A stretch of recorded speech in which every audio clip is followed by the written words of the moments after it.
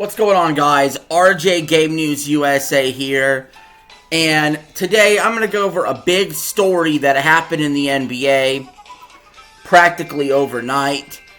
And that is Luka Doncic was traded from the Dallas Mavs to the LA Lakers for Anthony Davis. It's a huge deal. It's one of the biggest blockbuster trades of all time. There's a few other players involved and a draft pick involved too. But mostly, we're going to talk about what this means for Luka, what this means for AD, what this means for LeBron, Kyrie, the Mavs, the Lakers, and the NBA as a whole. Because to say that I'm shocked about this deal would be a complete understatement. I have many thoughts on this. And I'm going to start with the Lakers side of things. You know, on the Lakers side of things, I think this was a brilliant move. I think, yes, Anthony Davis was a good defender. He was a superstar. But Luka is a generational talent. This is not just a move for this year.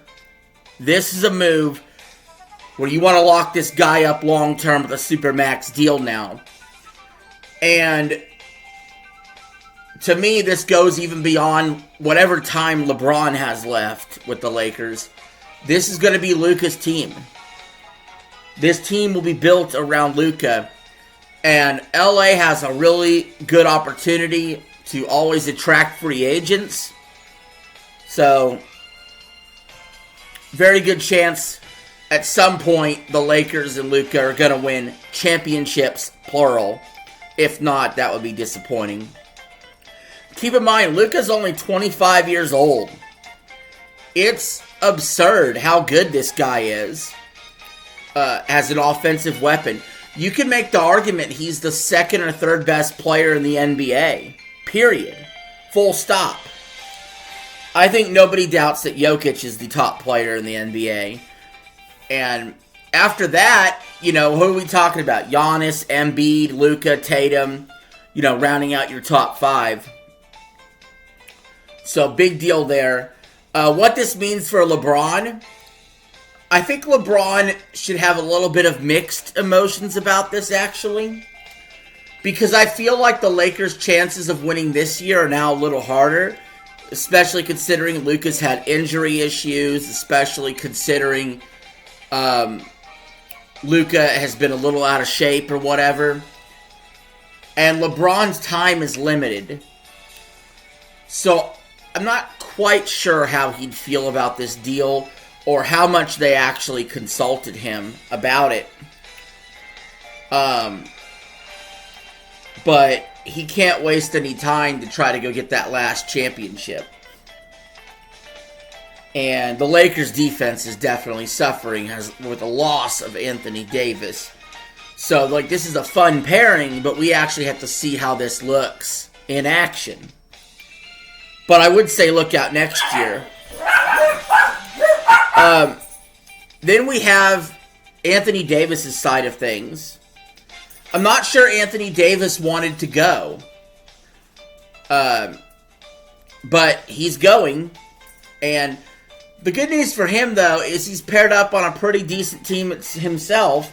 He's got Kyrie Irving there. I feel like he fits the puzzle piece really well. I feel like the Mavs are still contenders with Anthony Davis there, assuming he stays healthy. I just think that they lost a big-time superstar, though. And that brings me to Kyrie. What does Kyrie think? I legitimately don't know. I don't pretend to know the mind of Kyrie Irving. He's a guy that often is hard to figure out, we'll say. But I think he's going to embrace Anthony Davis. I think Kyrie's been a good teammate the last couple years, and I don't see why this would change anything there. Then we got to talk about the Mavericks. And this is the part where I have to say, what the fuck were you doing? Like, what the fuck are you doing? You had a guy who 2 years ago, Luka, got to the Western Conference Finals with a bunch of nobodies. And last year, got you to the NBA Finals with that supporting cast, has a 4 seed. You went through Oklahoma City with him, and you're giving up on Luka? 25 years old? Top 5 player in the NBA? Don't get me wrong, Anthony Davis is good. Okay, he's a top 10. But if you were going to do this deal, you at least got to get more draft picks for this. You at least have to get more compensation, knowing that Luka's the bigger star in this situation. So I don't know what the Mavs are doing. Also, if you're a Mavs fan, you probably don't feel great about it, because you lost somebody who is pretty much one of the faces of the league and slightly downgraded overall as a team. I mean, I don't quite get the move here. And I know ownership sort of changed over there. So, if this is their idea of good moves, I don't know what's going to happen. I thought that the Mavs already had a pretty good, rim protection anyway, sort of. So I just don't get it. I've been hearing rumblings they were frustrated with Luka's lack of diet, that they weren't comfortable giving him a supermax. Make no mistake about it. If Luka's not worth a supermax, there's not a single player in the NBA other than Jokic that is.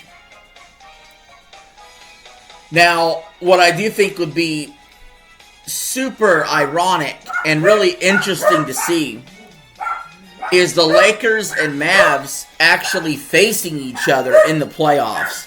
That would be super interesting. You would see Kyrie and Anthony Davis versus Luka and LeBron.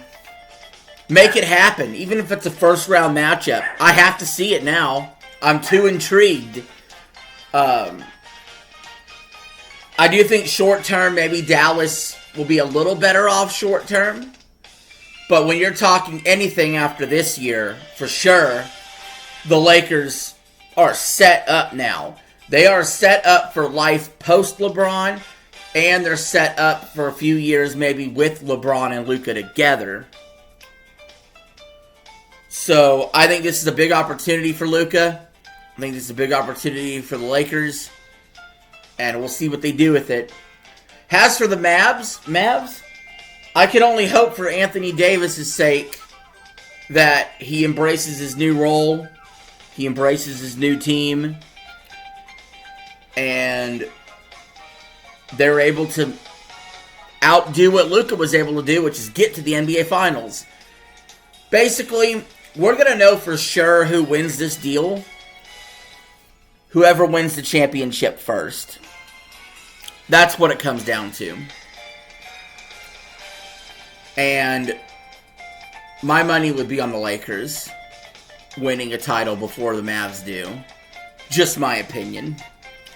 And with that, guys, that is the end of this video. Thank you all for watching. Please like, share, and subscribe if you haven't already. And comment down below what you think about this deal.